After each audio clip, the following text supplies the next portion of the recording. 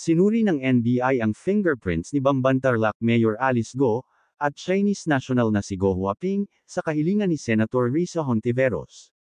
Kinumpirma naman ng NBI na ang mga fingerprints ng suspendidong Bamban Mayor Alice Go, at Go Huaping, ay nagtutugma at iisang tao lamang. Sinabi ni Senator Risa Hontiveros noong Huwebes na nagsabing ito ay maaaring ang pinakanakakapahamak na ebidensya, na maaaring gamitin upang alisin si Mayor Alice Go mula sa kanyang posisyon.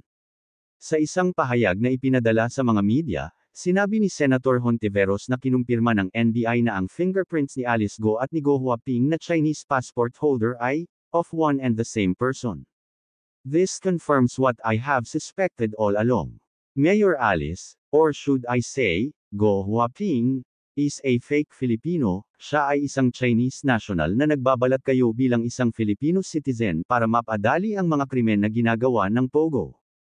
Ibinunyag din ni Senator Win Gatchalian na ang mga dokumento ng gobyerno na nagpapakitang si Mayor Alice Go ay maaaring pumasok na sa Pilipinas noong teenager pa lamang, nagamit ang isang passport na may pangalang Go Huaping at kung saan nakasaad ang kanyang nationality bilang Chinese.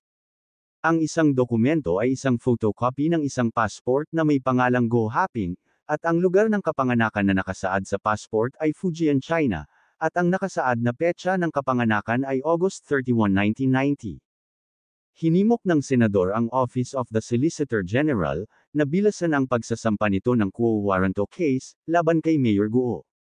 Nangako rin si Senator Hontiveros na alamin ang buong lawak ng panlilinlang ni Mayor Go, at tukuyin ang mga ugat ng problema ng Philippine Offshore Gaming Operators, o POGO ng Pilipinas.